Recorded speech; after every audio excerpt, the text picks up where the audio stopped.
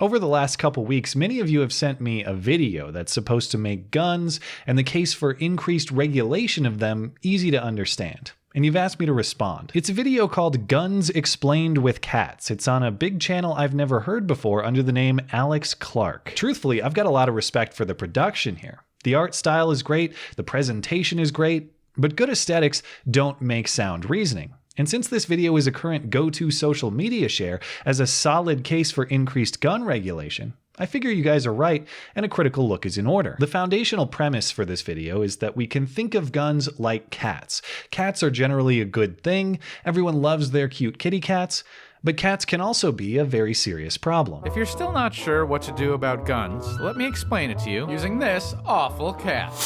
Now before we start, we can all agree that banning cats won't get rid of all cats. And that a majority of people that do own cats are good people. Not every cat is an awful cat. And I happen to love a cute cuddly cat.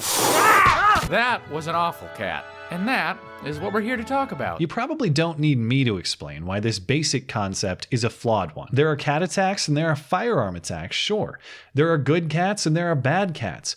But are there good and bad guns? Does a bad gun attack in the same way that a bad cat attacks? And what is a bad gun anyway? A .22 caliber pistol in the hands of a bad person is much more dangerous than a Tommy gun in the hands of a good person. Cats are sentient. Guns are inanimate. Does that mean we shouldn't try to keep guns out of bad sentient human hands? Probably not. It just means guns don't attack in the same way cats do. The metaphor continues with all of these awful cats roaming around the neighborhood dangerously. This, of course, being the fault of the cleverly named neighborhood villain, Mrs. Nra. Now, I live on a street that had one awful stray cat. And when no one did anything about it, one cat turned into dozens, and they were all clawing people in the face. And it's all because my neighbor, the crazy cat lady, Mrs. Nra, was leaving out giant piles of treats for cats. Okay, the implications here are multiple, and they're entirely inaccurate. Mrs. Nra leaves treats around for all the neighborhood awful cats, that implying the NRA encourages arming the unqualified and bad safety practices. Not true. The NRA supported the creation of the national background check system we've used for the last 20 years to prevent unqualified people from buying firearms. An instant background check done by the dealer at the point of sale. NRA supported it, NRA got the votes, and NRA got it passed. And the NRA continues to advocate for strengthening the provision of accurate records to that system. And for God's sake, put every prohibited person into the system. That's what common sense gun laws look like. To the implication the NRA is reckless in promoting unsafe firearm practices, also untrue. One of the organization's primary functions is training people in best practices to ensure firearm owners are safe, responsible, and skilled with their weapons. They don't want bad guys to have guns. They want good guys to be proficient with them. The next section gets further muddled. He starts comparing different types of cats to different types of firearms. And they tell you maybe if you had your own cat, you'd feel better about it. And you say, I do have a cat. It's that cute cuddly one in my window. That's not the problem. The problem is these... So as you can see, we have a cat problem. And all anyone wants is to put some rules in place to stop the excessive amount of awful cats on the street. But instead, I'm looking out my window and seeing even bigger, scarier lions, tigers, cheetahs, and AR-15s. That's not the same as a regular cat. But my crazy cat lady neighbor wants you to think it's okay for everybody to own a cheetah. What? All right, a few things. First, I don't think it's accurate to say a lion is to a house cat what an AR-15 is to any other rifle, or a handgun for that matter. In this context, the AR-15 is more like a house cat dressed in a lion's costume. These are all functionally the same types of semi-automatic weapons. Countless other rifles shoot the same round at the same rate of fire as the AR-15. They just don't have the scary black costume. But the bigger problem with this metaphor is he says we should be scared of the lions and cheetahs, and the house cats are nothing to worry about. That claim is statistically dubious. However, according to FBI data, 68% of firearm murders in the last 5 years were committed with cute kitty cat handguns, and only 3% were committed with big scary cheetah rifles. By the numbers, by objectively assessing the risk, you ought to be warning people about those cute little kitty cats, but instead you're warning them about the cheetahs and lions, not because they're actually more dangerous, but just because they look more dangerous and scary to you. But when the cheetahs keep ending up in schools clawing kids in the face, I don't think the answer is to put more cheetahs in the school. And I don't think the best way to buy a cheetah is to walk into Petco and go, hey, I want a cheetah. Oh, okay, here you go. Yeah, but nobody can actually walk into Petco and buy a cheetah unvetted. The part you forgot in this transaction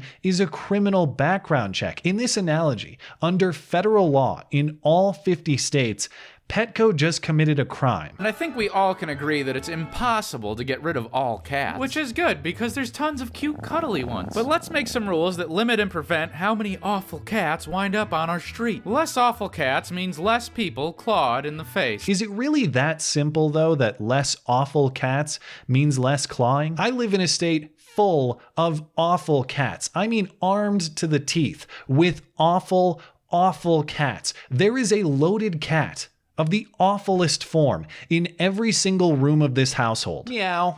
And there is a cat of that same awful variety in pretty much all of my neighbors' houses.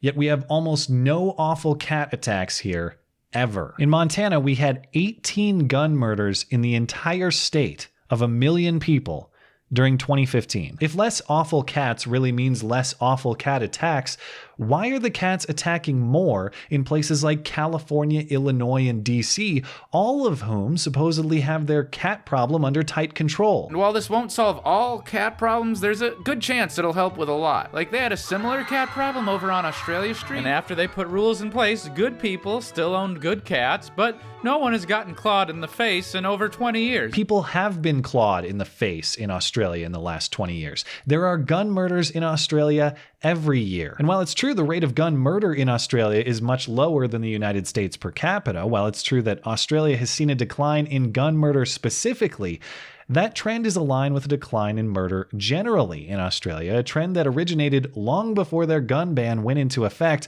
a trend that is also true in the gun-happy United States, where the murder rate has been cut in half since a high in 1980. And all the while, the breeding of awful, awful cats has increased significantly. And beyond the statistics, remember, Australia's policy was one of confiscation, or more accurately, mandatory buyback. The creator of this video started the video by saying that nobody wants to ban cats or take cats away from good people.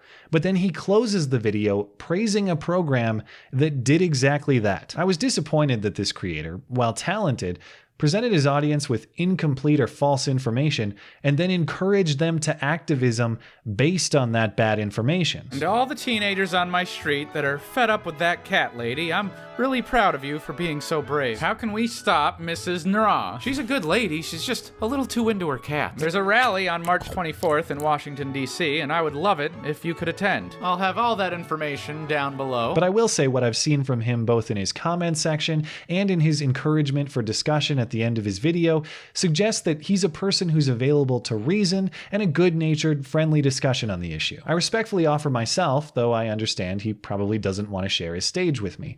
He's a big giant YouTube lion after all. I'm just a cute little kitty cat. But my offer is good anytime. Thanks as always for listening and for supporting this channel always. Appreciate that thoughtful discussion down below and especially over on Twitter. That is at ML Christiansen. You're always welcome to come hang out and chat in my live streams. Those are linked down in the description. Looking forward to it. Okay, bye.